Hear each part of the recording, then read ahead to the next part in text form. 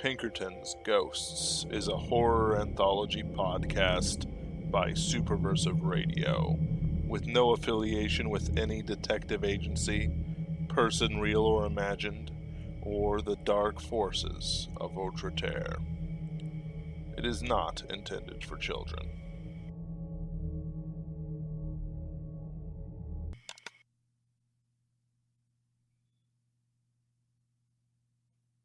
This is Jim Donovan. It's currently 10 a.m. and I'm recording from my office. This started out as a bad week.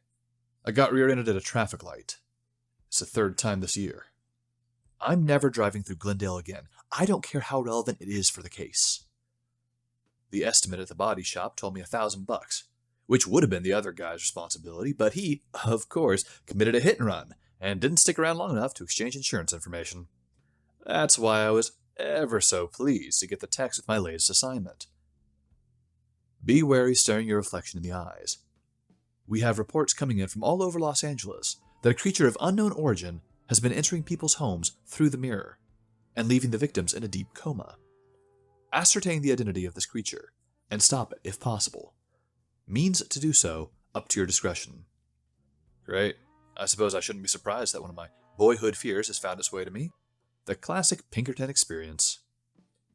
I didn't want to accidentally attract the attention of this mirror monster, so I took some wide masking tape and, without looking, taped it off eye level on the bathroom mirror of my apartment.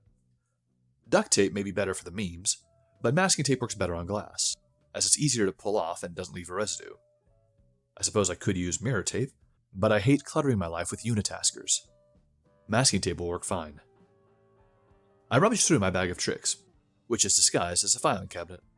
Okay, it's 100% just a filing cabinet. I keep a store of magical items that I've picked up over the years, some of which I've made myself. The Verum Vicio has many uses, provided you're careful. And of course, I also keep some famous artifacts that I intend to use for magical purposes. For instance, I found 2 mini-balls smashed together at an old Civil War battlefield. With that artifact, I intend to craft a ward against bullet fire.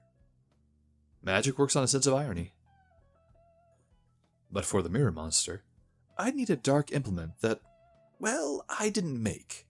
I'm miles away from being capable of the degree of evil needed to create a soul stone. To summarize control, a necromancer by the name of Nigel Hawkwood used foul magics to tempt a man to suicide, and then used his soul to create a powerful focus for even fouler necrotic magic.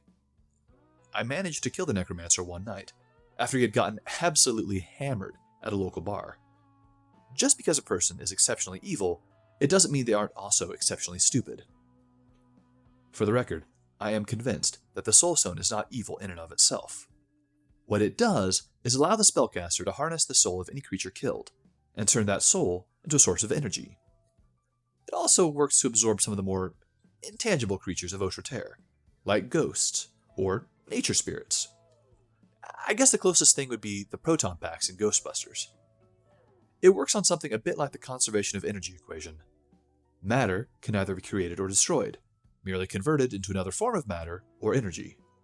By the same token, souls cannot be created or destroyed, save by the Almighty. They can only be converted.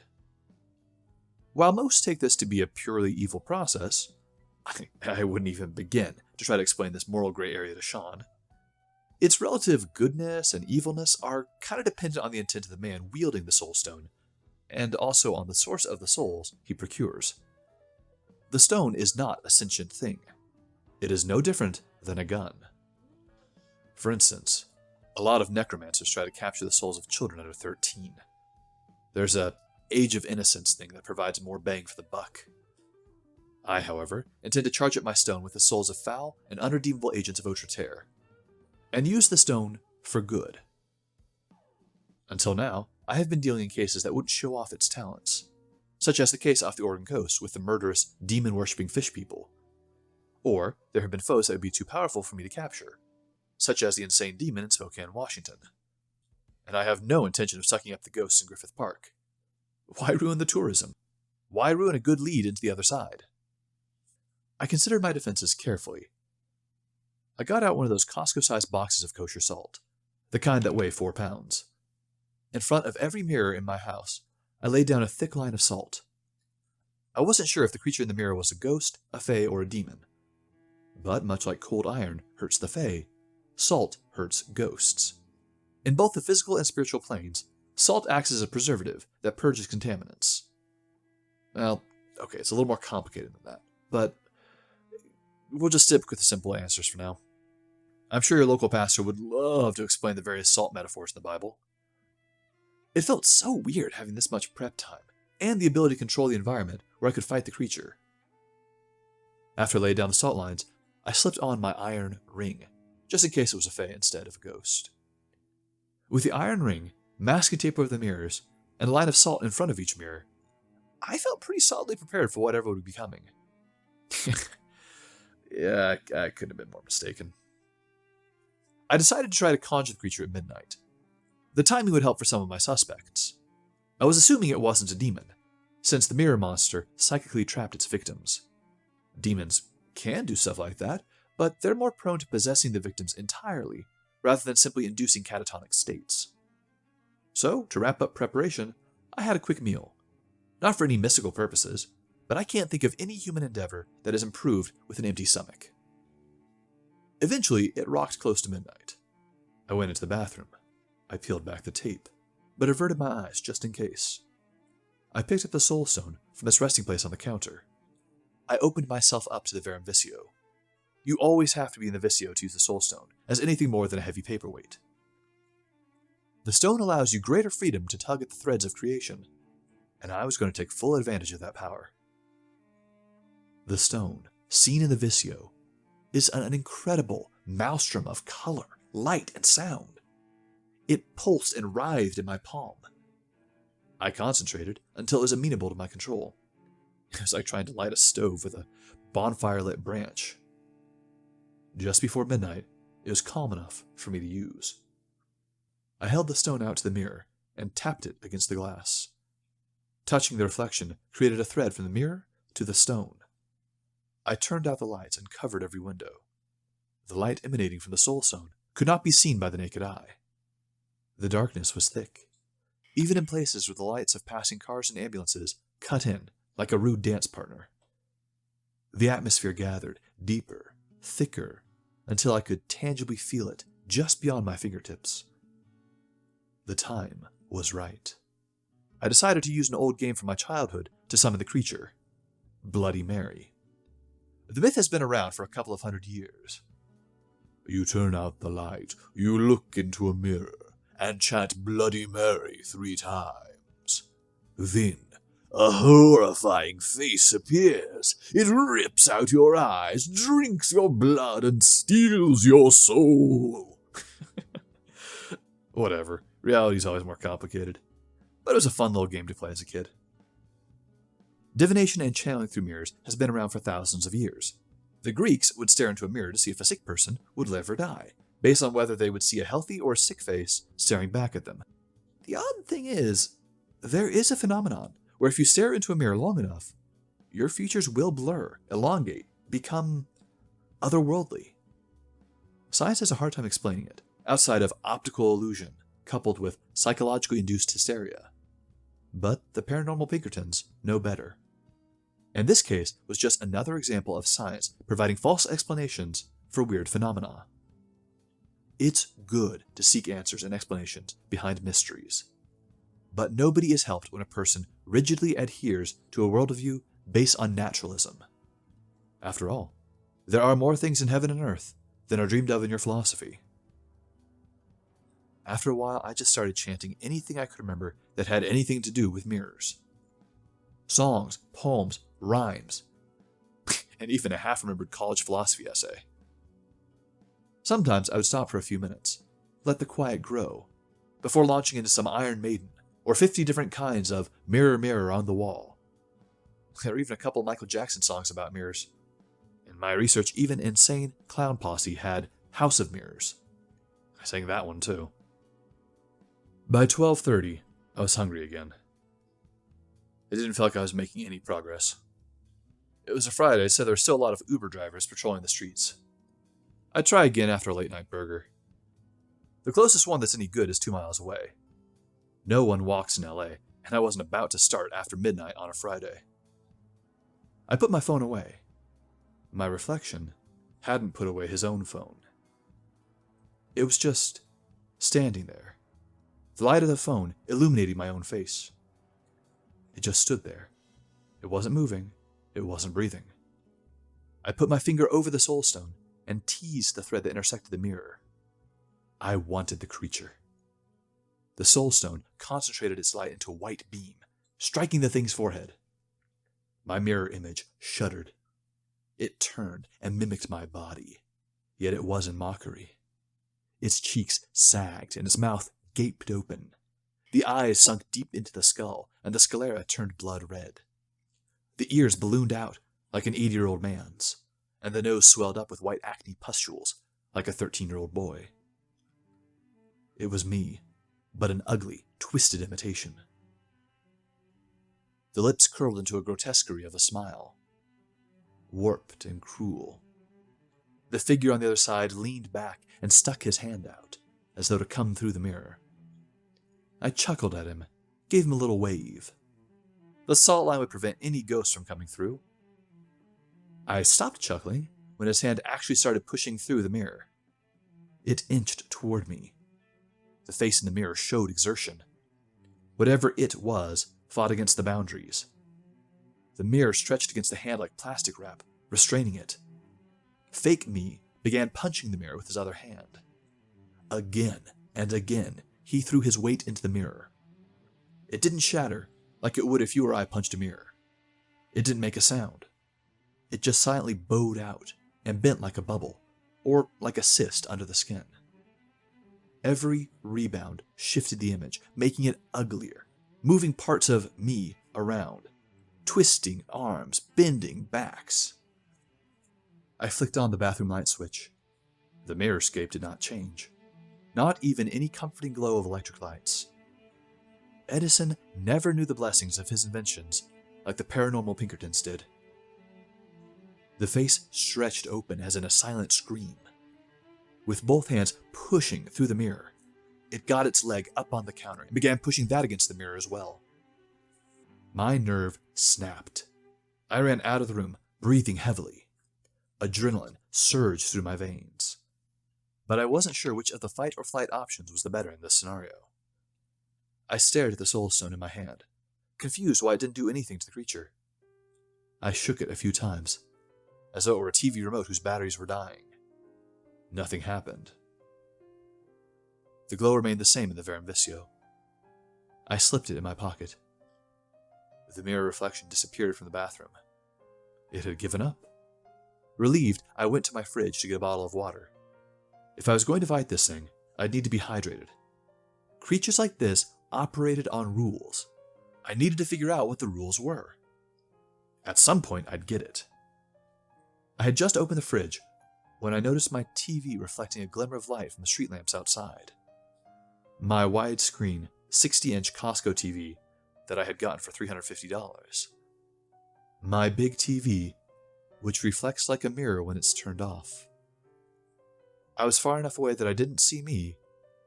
All I saw was the monster, the twisted reflection, facing me as big and broad as a reporter giving the news. It bounced from the TV to a line of framed pictures I had on the wall. It lurched from one picture to the next with a strange, jerking motion. It dove, left hand out, and fingers splayed. I don't think anyone, except maybe a contortionist, could have twisted their body into such odd positions. It was like watching a drunk toddler walk if it had adult-sized limbs. They spindled and folded over each other. I've watched many a Doug Jones movie, and that man understands how to move in disconcerting ways. But even he wouldn't be able to replicate how the mirror me moved. It came closer and closer. But I didn't have pictures or reflective surfaces in the kitchen itself. I muttered, "Nice try, jackass," and took a drink of water, only to catch one of his bloodshot, droopy eyes staring back at me from the water's reflection, hand reaching down the water to my throat. I dropped the bottle and let out a profanity or two. The water spilled from the bottle and formed a puddle, a fully reflective puddle. This time, there wasn't a line of salt to hinder its entry into the world. It snaked one hand and arm out of the puddle, and then a leg. The bubble-like cyst effect was no longer there. It was real. The head came up next, the neck a fair bit longer and disjointed than my own. Its bloodshot eyes stabbed at me. It screamed at me with all the wretchedness of rusty nails and broken glass. I ran out of that house faster than I have run from anything. Out of the corner of my eye, I could see the monster following me from every somewhat reflective surface in my house. But the Uber driver pulled up outside my front door. In time for once. I figured if I could just get away from the creature, perhaps I could regroup and gather my thoughts. There was a grocery store nearby. I'd go buy some salt and start over at a hotel. Really control the environment this time. "How's it going, my man?" the driver said, inappropriately enthusiastic for the time of night. "Hi, I'm Jim," I replied back to him. "Can you drive me to Ralph's?" The driver inputted the destination to his iPhone and said, "Sure can. Looks like that'll be 10 minutes. What the hell?" I was adjusting my seatbelt, so I looked up. Through the rearview mirror, I could see the creature. The driver had reached up to adjust his rear view so he could look at me better, and must have made eye contact with the creature. I watched in horror as it pushed its way through the mirror, and as the driver looked on in shock, it jammed its arm up to the elbow into his mouth and kept pushing through as it crawled out of the mirror. The man made choking, gagging noises, flailing and smashing the horn on his car. I pulled out the soul stone. I felt no remorse using a civilian as bait. His temporary discomfort would save lives. With half its body possessing the driver, there was nothing between the creature and the soul stone. I opened myself to the Visio. I looped threads of air and darkness from the soul stone, as though it were a lasso, and I snagged the mirror monster's head, pulling tight on its neck. It was secure. The instant the first thread ensnared the creature, it jerked its head up and stopped looking at the Uber driver. It glared right at me, a dead, passionless expression in its eyes. I was reminded of the hatred of the insane demon in Spokane. Different creatures entirely, but I still seem to engender vitriol in the forces of Autre Terre wherever I go. I'm pretty sure that's going to come back to haunt me one of these days. I focused on the threads binding the creature to me. This is always the most dangerous part of any fight. I'd have to see it through now. No running. The mirror monster slowly snaked its arm and hand out of the Uber driver's throat. As soon as the hand had cleared the civilian, I looped another thread around that hand and pulled it so that the monster did not have proper command of it anymore. At the time, our fight seemed slow, but I'm sure it was punctuated by fast, vicious movements between the two of us. It tried to retreat back into the mirror. I had to solidify my will and focus on pulling him out. It was like deep-sea fishing a marlin. Give it some slack, then reel it in. The Verum Visio is like the old myths. Chains made of impossible things do not break. The forces of Autre Terre are rarely capable of exhausting themselves. So I guess it's actually less like fishing and more like playing tug-of-war with an aggressively playful pit bull. If you lose, you might wind up getting mauled. I mentally began pulling harder on the threads, my hands making the motions, looping more and more of them around the creature. Its nose, its ears, each individual finger. Anything to give me more surface area to exert my will on the monster. Slowly but surely, it inched out of the mirror. The Uber driver, now free, freaked out and ran out of the car and just stared at the tableau before him. I glanced over once his way and watched him filming me on his iPhone. I hate modern culture. The monster's other hand, the one I hadn't looped, was dragged through the mirror, and he tried to catch me off guard while I was distracted by the Uber driver with dreams of internet fame. Wrong move. I'd been anticipating that other hand for some time. It shot forward to strangle me, rushing through the lines I had already set up. Right into my trap. I let it get right up to my throat, then quick-looped several threads around it, and exerted enough force repelling it towards the stone and away from my throat. The monster's face contorted from blank-eyed hatred into abject terror. As its first hand came closer and closer to touching the stone. It pulled away from me with enough force to cause my hand to waver, but not fall. Inch by inch, until finally, its fingertips caressed the stone. The Visio mimicked an amoeba swallowing prey. The monster was absorbed. It wouldn't bother anyone else again. I sat back and breathed heavily, and stared at the now faintly glowing stone in my hand. It felt full, contented, satisfied. I put it into a sack I had specially made ready in my pocket. Thinking back on it, I really didn't expect it to glow like that. Whatever kind of creature this was, be it monster, ghost, or fae, I'm still not sure. It had to be pretty powerful for its soul to cause the stone to visibly glow outside the Verum Visio, visible to the naked eye. It had to be pretty powerful to make the stone want to devour it. I hadn't seen it work before. I'm going to have to do a lot of research. It must have been something I missed in Nigel's notes. When I had recovered, I shot a loop of energy to the driver's phone and blanked its memory. The show was over, after all. He was not pleased that his phone stopped working, but he couldn't pin it on me. Control, I think this man's going to be a problem. So I recommend either a full memory wipe, a la Men in Black, or just a smear campaign to discredit him. I hate to ruin an innocent man's life, but I have work to do, and his desire to become famous is going to impede me, and it's going to risk lives. I've included his name in my case file notes. Oh, hey, Jack, I know you're listening. You're always listening. I got that obsidian knife you sent me. I glanced at it in the Visio when it first came in, and it looks ugly.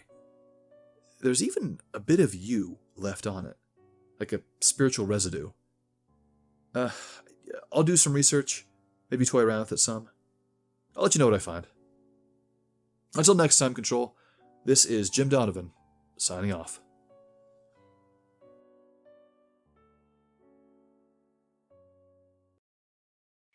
Pinkerton's Ghosts is a podcast distributed by Superversive Radio and licensed under an attribution non-commercial share-alike international license. This episode was written and performed by Ken Dickinson, who also performed the audio editing. Ben Wheeler edits, directs, produces, and herds cats. Visit us on Facebook, read articles on superversivesf.com, and wherever podcasts are distributed, including unauthorized TV, you'll find us. Contact us through Twitter at Pinkerton's Ghosts, support us on Patreon, or email us at pinkertonsghosts@gmail.com. Thank you for listening.